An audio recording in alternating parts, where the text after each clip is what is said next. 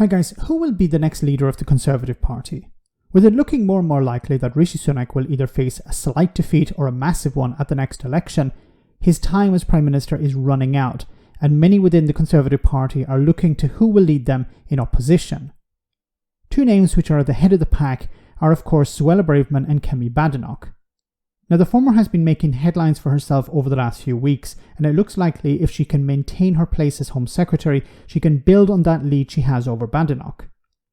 Robert Shimsley here from the FT spoke to Matt Fry about who could lead the Tories after Sunak.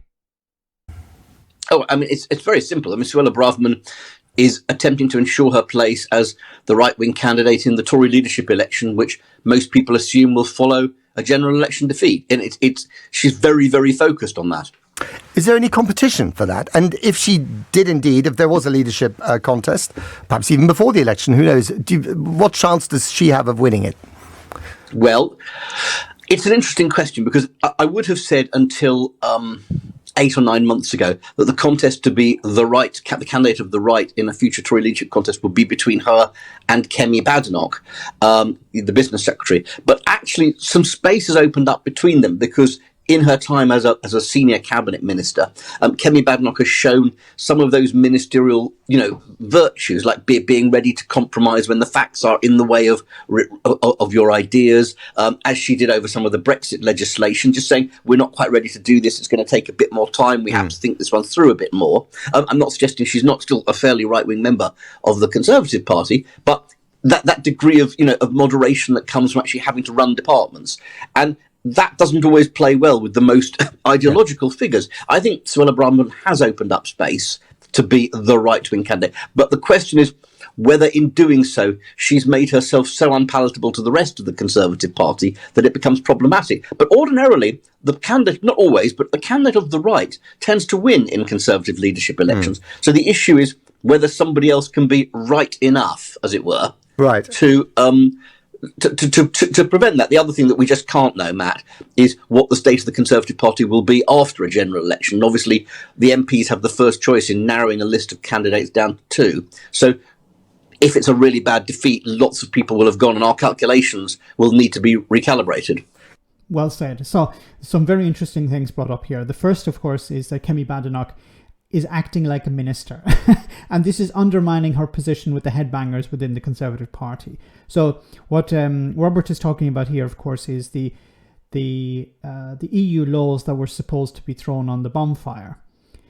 Badenoch realised, and she was being pressured by businesses, lobbied by farmers, a whole range of sectors were putting pressure on her and the government to reduce this number of EU laws that were to be destroyed, to be abandoned. And she changed, and she obviously this upset a lot of Brexiteers within the Conservative Party and headbangers within the Conservative Party. So she lost favour with them because she acted like an adult. She compromised. She was pragmatic, and that's not what they want to see. Suella Braverman is not acting pragmatically. She's going full steam ahead with ideology. She doesn't care about ordinary people. She doesn't care about running a department efficiently. She doesn't care about respecting international law. She doesn't have any respect for anyone but herself. And this is what the headbangers within the Conservative Party love to see. Now, Robert also mentioned about, well, what happens after the election, because as he said, it won't be just the MP, it won't be just the members of the party that will decide, it will also be the MPs. They'll have a say in this as well. Now, if we look at the last election, this is Kemi Badenoch. She won her seat with a majority of 27,000. It's about the same for Suella Braverman. She won it with 26,000. So both of them are in safe seats. Now, it will be interesting to see what the Conservative Party look like after the general election, because a lot of people are going to lose their seats, both moderates and headbangers. Lee Anderson is probably going to go. Jacob Rees-Mogg is possibly going to lose his seat. Jonathan Gullis is going to be gone. So a lot of headbangers who would support more, who would be more in support of Suella Braverman will be gone, and this will make it more difficult for her to maintain a certain level of support within the parliamentary party.